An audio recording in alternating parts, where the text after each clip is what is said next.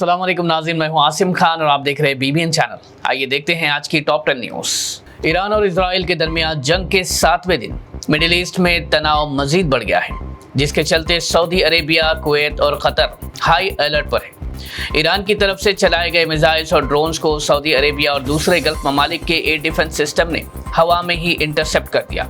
इस दौरान इसराइल ने ईरान पर नए एयर स्ट्राइक्स भी किए हैं।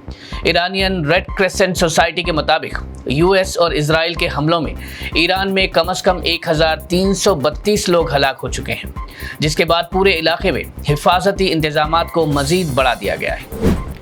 ईरान ने अजरबैजान में ड्रोन हमले की इल्ज़ाम को सख्ती से रद्द कर दिया है और कहा कि ये इजराइल का फॉल्स फ्लैग ऑपरेशन हो सकता है, जो ईरान और मुस्लिम ममालिक के दरमियान ताल्लुक ख़राब करने की कोशिश है। तेहरान का कहना है कि ईरान अपने पड़ोसी ममालिक को निशाना नहीं बनाता और इस वाक़ये के ज़रिए रीजन में फितना पैदा करने की साजिश की जा रही है। ईरान ने इन इल्ज़ामात को रद्द करते हुए कहा कि टेल अवीव मुस्लिम ममालिक के दरमियान दुश्मनी पैदा करना चाहता है और इसीलिए इस किस्म के हमलों को ईरान से जोड़कर पेश किया जा रहा है। अमेरिकी सदर डोनाल्ड ट्रंप ने ईरान की इस्लामिक रिवोल्यूशनरी गार्ड कॉर्प्स यानी IRGC फौज और पुलिस के अफराद को पैगाम देते हुए कहा कि अगर वो अपने हथियार रख कर लड़ाई छोड़ दे तो उन्हें पूरी इम्यूनिटी और हिफाजत दी जाएगी। ट्रंप ने कहा कि जो लोग सरेंडर करेंगे उन्हें महफूज रखा जाएगा, लेकिन जो लड़ाई जारी रखेंगे उन्हें सख्त अंजाम का सामना करना पड़ेगा।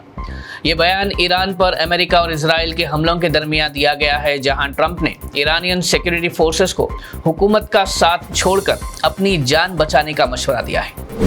पाकिस्तान के डिप्टी प्राइम मिनिस्टर और फॉरेन मिनिस्टर इसाक डार ने ईरान को वार्निंग देते हुए कहा कि सऊदी अरेबिया पर हमला ना किया जाए। उन्होंने याद दिलाया कि पाकिस्तान और सऊदी अरेबिया के दरमियान डिफेंस मुआहिदा मौजूद है और अगर सऊदी अरेबिया पर हमला होता है तो उसे दोनों मुल्कों पर हमला समझा जाएगा। इसाक डार ने कहा कि उन्होंने ईरानियन क़यादत को वाज़ेह पैगाम दिया है कि मिसाइल्स या ड्रोन से सऊदी अरेबिया को निशाना बनाना पूरे रीजन के लिए ख़तरनाक हो सकता है और तेहरान को एहतियात से कदम उठाना चाहिए। कर्नाटका के वज़ीर आला सिद्धारामैया ने ऐलान किया है कि 16 साल से कम उम्र के बच्चों के लिए सोशल मीडिया इस्तेमाल करना बैन किया जाएगा। उन्होंने कहा कि ये कदम बच्चों पर मोबाइल और सोशल मीडिया के बढ़ते हुए मनफी असरात को रोकने के लिए उठाया गया है। ये ऐलान उन्होंने रियासती बजट पेश करते वक्त किया, जहां हुकूमत ने कहा कि बच्चों की सेहत, तालीम और उनके मुस्तकबिल को मद्देनज़र रखते हुए डिजिटल इस्तेमाल को कंट्रोल करना ज़रूरी है। कांग्रेस लीडर राहुल गांधी ने केरला के कोल्लम में एक प्रोग्राम से खिताब करते हुए कहा कि आज की सियासत और इंटरनेशनल रिलेशंस धीरे धीरे अंधेरे की तरफ बढ़ रहे हैं। उन्होंने कहा कि दुनिया भर में लोग एक दूसरे को समझने की कोशिश करने के बजाय सीधा हमला और तशद्दुद का रास्ता इख्तियार कर रहे हैं। राहुल गांधी ने कहा कि दुनिया को नफरत और तशद्दुद के बजाय मोहब्बत, एहतराम और समझ के रास्ते पर चलना चाहिए, वरना सियासत और दुनिया का निज़ाम मजीद अंधेरी की तरफ चला जाएगा।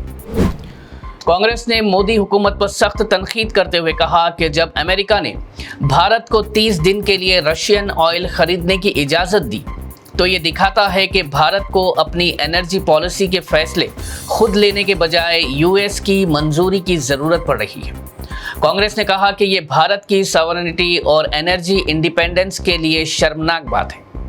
कांग्रेस ने सवाल उठाया कि क्या एक आज़ाद मुल्क को अपना ऑयल सोर्स डिसाइड करने के लिए दूसरे मुल्क की इजाज़त लेनी होगी। ऑल इंडिया मजलिस इत्तेहादुल मुस्लिमीन के सदर असदुद्दीन ओवैसी ने अमेरिकी नेवी की तरफ से ईरानियन शिप को भारत के करीब समुद्री इलाके में डुबोने पर मोदी हुकूमत से जवाब तलब किया है।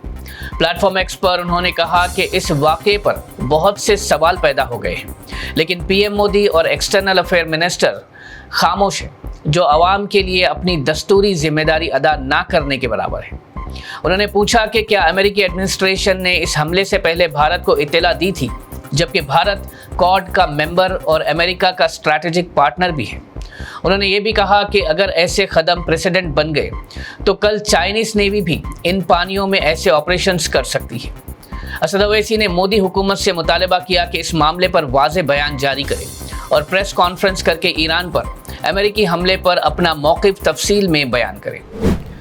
हैदराबाद के बेगमपेट में इंडिया मेट्रोलॉजिकल डिपार्टमेंट के ऑफिस को एक बॉम्ब थ्रेट ईमेल मिलने से अफरा तफरी मच गई। ईमेल में दावा किया गया था कि ऑफिस में 14 RDX बॉम्ब्स लगाए गए हैं, जिसके बाद स्टाफ ने फौरी पुलिस को इत्तला दी। पुलिस, बॉम्ब स्क्वाड और डॉग स्क्वाड ने पूरे ऑफिस की गहरी तलाशी ली, लेकिन कोई भी मशकूक चीज़ बरामद नहीं हुई। तहकीकात के बाद पुलिस ने बताया कि ये फेक ईमेल था और लोगों में खौफ पैदा करने की कोशिश की गई, जबकि साइबर क्राइम पुलिस अब ईमेल भेजने वाले शख्स का पता लगाने की कोशिश कर रही है। ईरान, इजराइल और अमेरिका के दरमियान चल रही जंग की वजह से हैदराबाद में अंडों की कीमतों में काफ़ी कमी देखने को मिली है। रिपोर्ट्स के मुताबिक वेस्ट एशिया में तनाव की वजह से पोर्ट्स और एयरपोर्ट्स पर रुकावटें पैदा हो गई हैं, जिससे भारत से गल्फ ममालिक को होने वाली अंडों की एक्सपोर्ट फिलहाल रुक गई है। इस वजह से जो अंडे बाहर भेजे जाने थे वो अब लोकल मार्केट में ज़्यादा मिकदार में आ रहे हैं, जिससे सप्लाई बढ़ गई है और कीमतें नीचे आ गई। नेशनल एग कोऑर्डिनेशन कमेटी के मुताबिक अंडे की कीमत तकरीबन 4 रुपये 20 पैसे तक गिर गई है, जबकि कुछ मकामात पर यह कीमत 3 रुपये 30 पैसे तक भी देखने को मिली, जिससे पोल्ट्री इंडस्ट्री को काफ़ी नुकसान का खतरा पैदा हो गया है। नाज़रीन, ये थी आज की टॉप 10 न्यूज़। देखते रहिए BBN चैनल। मुझे दीजिए इजाज़त। अल्लाह हाफिज़।